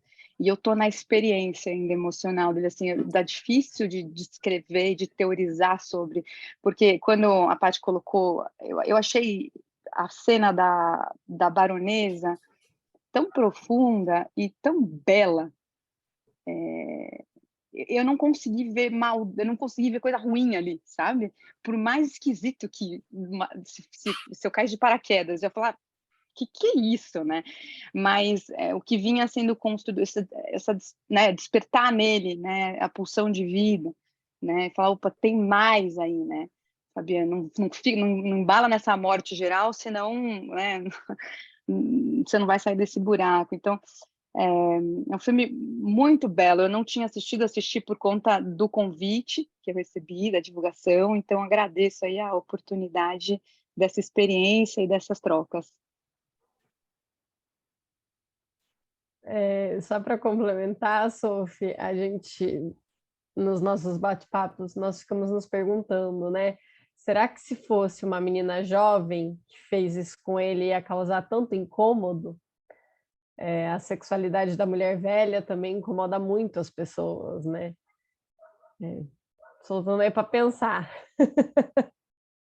Quando o Bruno traz a questão do humor, né, eu acho que a cena da baronesa, quando ela diz assim, né, penteia a abertura, o quanto que nos convoca uma certa veia humorada dessa senhora baronesa, né?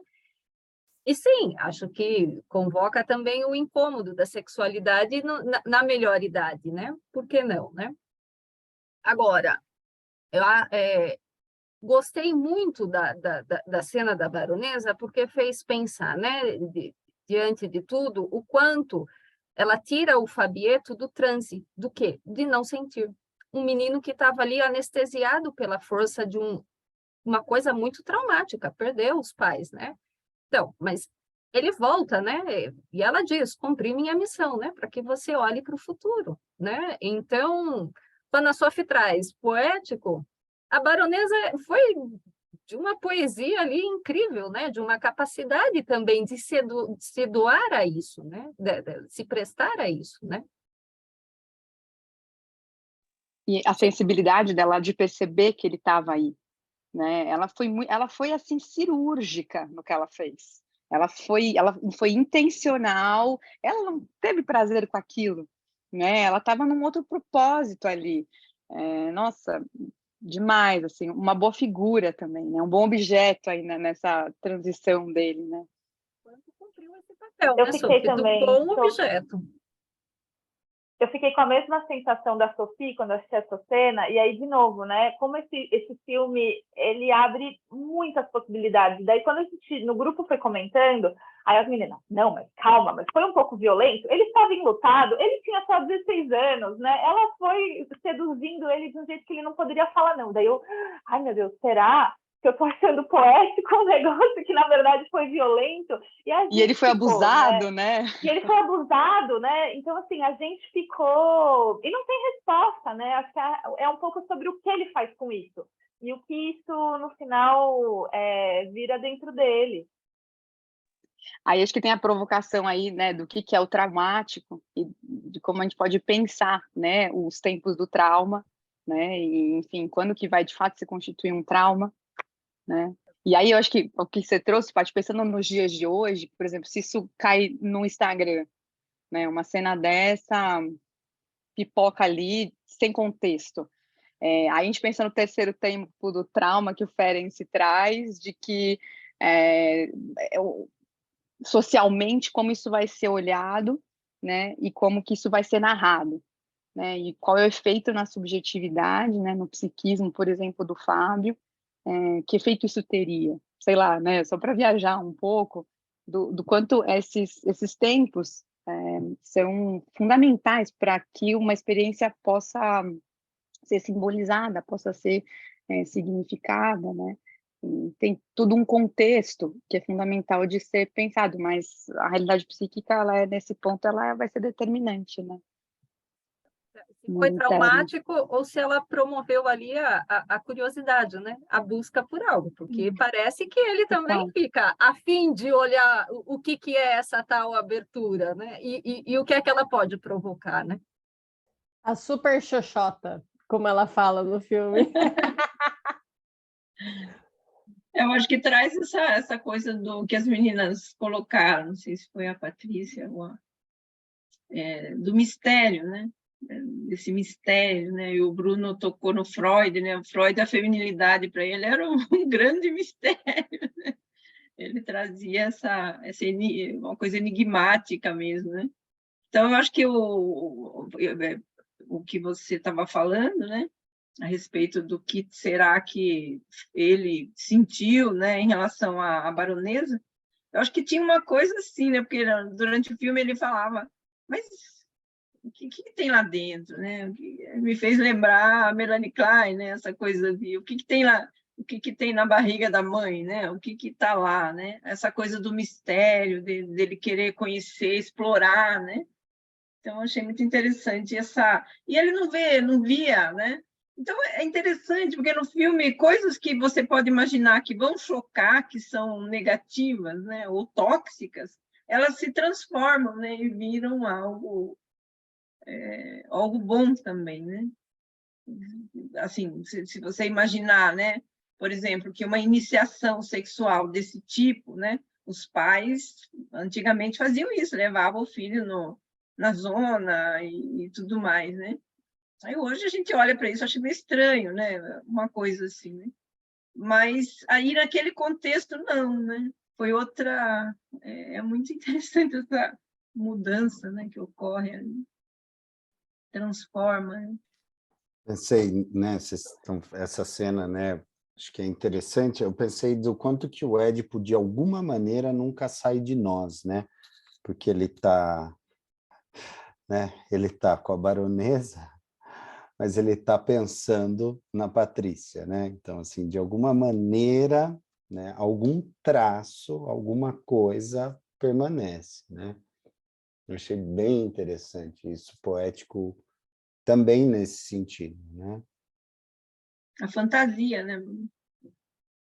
É isso, né? E como ela perdura, em alguma dose ela perdura, né? O que eu acho interessante também dessa cena, falando nisso, né, do Édipo, que foi o que também o que o pai dele permitiu, porque ele falou, né, olha, não fica escolhendo, a primeira pode ser qualquer uma, né, que foi até a frase da Elange, e no começo do filme eles comentam que que o Papa é mais sexy que ela, né? Então parece que também ali ele sente, tem a permissão do pai, não, meu pai falou que eu podia, né? Então por isso eu falei que foi uma primeira vez a la Fabieto, assim, sem muitos conflitos, sem ficar rivalizando ou brigando com alguém, né? E é interessante também porque as inserções dela antes dessa cena são muito... ela é chata, né? Ela está sempre criticando, tudo é cafona, tudo é ridículo, que coisa feia.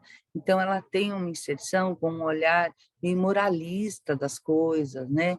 Ela faz uma crítica, fazendo um paralelo com a tia lá que come na cadeira também. Ela tem essa aparência meio burlesca, não sei se é assim que fala, essa coisa meio... que agride a gente, e então essa que entra na cozinha e fica falando mal das coisas, é tudo ruim, tem dentro de si uma poesia, uma delicadeza ímpar. E a outra tia da cadeira, que seria quase aversiva, é a que tem essa poesia, é que entram em contato com ele de forma mais profunda, cada uma da sua maneira, né? Através ela citar Dante para ele, quer dizer, uma coisa que ninguém esperava daquela figura, e nem tampouco que a baronesa fosse tão delicadamente, ritualisticamente, né? Trazê-lo para aquele momento de, como vocês falaram, de rito de passagem. Então, são figuras que parecem ser tão profanas e tão, como que a gente fala, tão partes de figura, meio da posição esquizoparanoide, né? Pedaços, incompletudes, assim, né?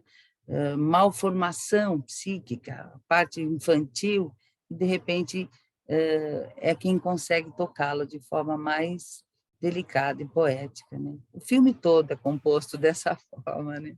Isso que é bonito. O Armando também, né? Acho que o Armando também entra, né, nesse lugar dessas figuras. Ele também, né? Todo grosseirão, e aí ele toca em alguns lugares muito profundos.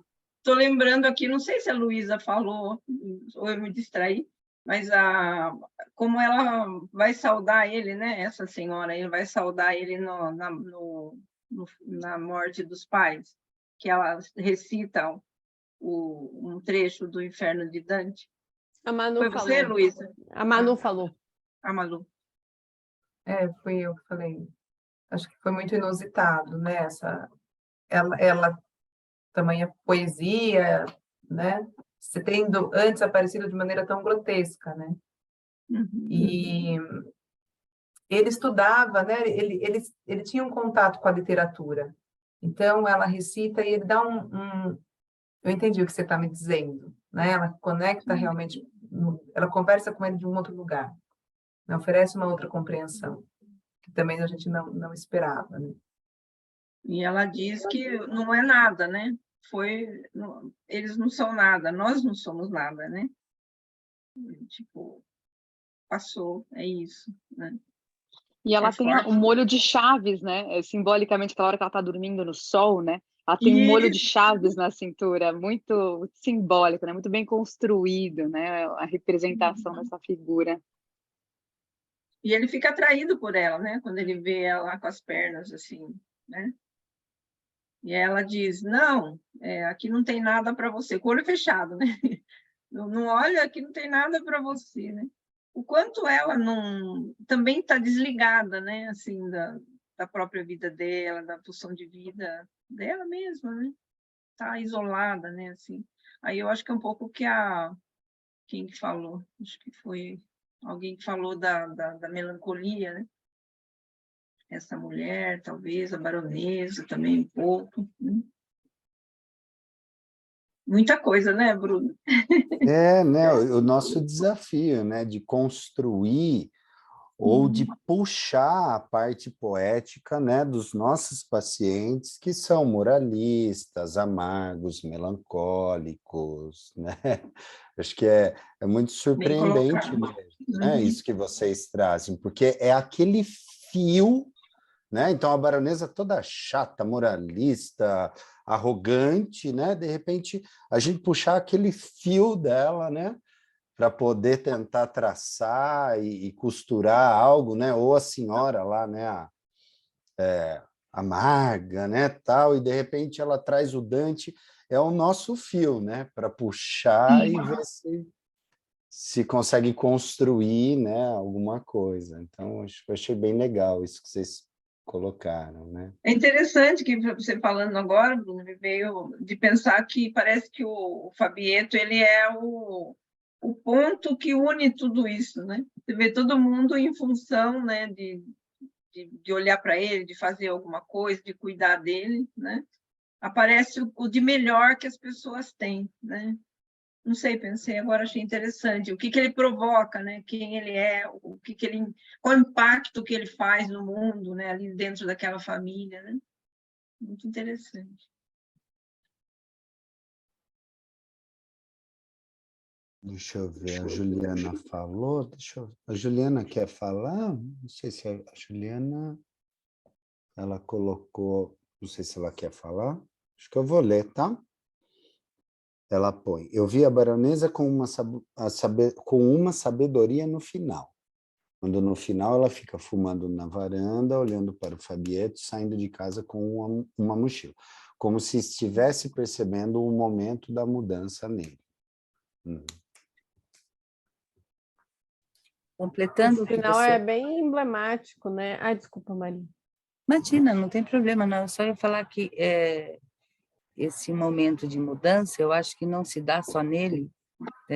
Lembrei da música Banda, do Chico Buarque, estava à toa na vida e, de repente, o velho sai na janela, e é um momento de mudança de vários personagens, porque a baronesa a menina sai do banheiro, a baronesa sai na varanda, é um momento de transformação de alguns personagens, no gol do Maradona, não sei se seria exatamente um divisor de águas, mas vários personagens sofrem essa mutação. Inclusive, ele passa e vê a tia, e a tia também está na varanda, e ele olha para ela. É um momento, acho que, de transformação, de mudança catastrófica, talvez, de alguns personagens. Viu, né?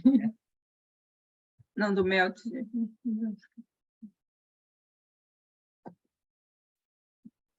Essa música, a banda, inclusive, a gente falou nas nossas discussões também, exatamente nesse momento final, e até para complementar um pouco, a mudança dele, né? Que o futebol foi deixado para trás, o sexo foi deixado para trás, porque um pouco antes a baronesa chama ele para o quarto dela, né? Para a casa dela, e ele vai pegar o trem para Roma. Ele vai para o sonho dele. Ele muda também. Né? É um final bem... Acho que tudo isso está na bagagem, por outro lado, né, Lu? Ele já não precisa do objeto externo, porque ele já tem aquilo dentro dele, né?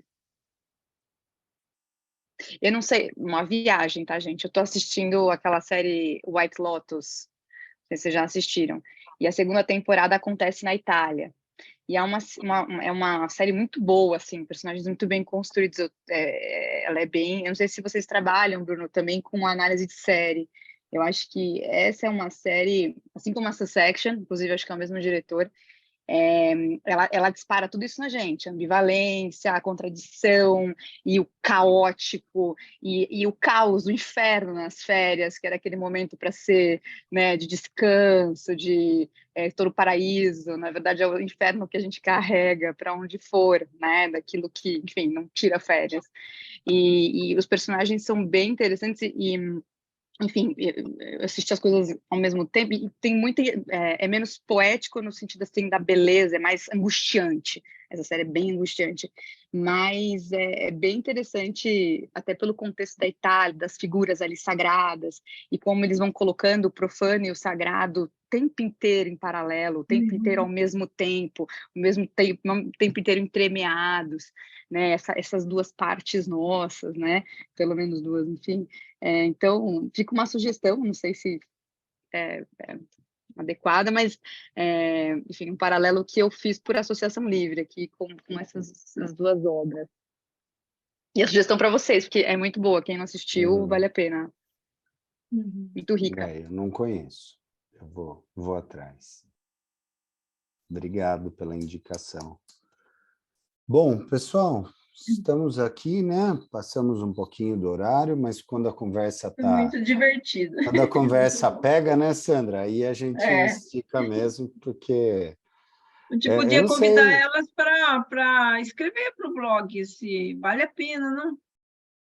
De repente, né, se elas tiverem interesse de formatar como se fosse um artiguinho, né, um artigo em 3 aí, né? De repente, vocês fizeram, acho que algumas anotações, né? Deu para ver aí, está bem construído, bem elaborado. De repente, vocês dão uma amarradinha, uma lapidada e já é um artigo de vocês 3, né? Legal. Bom, vamos nessa, pessoal. Agradeço mais uma vez, tá? Parabéns, né? Mais uma vez para as 3 comentadoras. Né? Achei um trabalho muito bem feito de vocês, muito enriquecedor, né? Também obrigado pelas participações riquíssimas, né? Mês que vem a gente ainda não divulgou a data, mas, né, fiquem atentos e atentas que, né, em breve a gente divulga o nosso convidado, nossos próximos convidados. Tá bom? Sandra, esqueci de alguma coisa? Não, acho que é isso, não, né?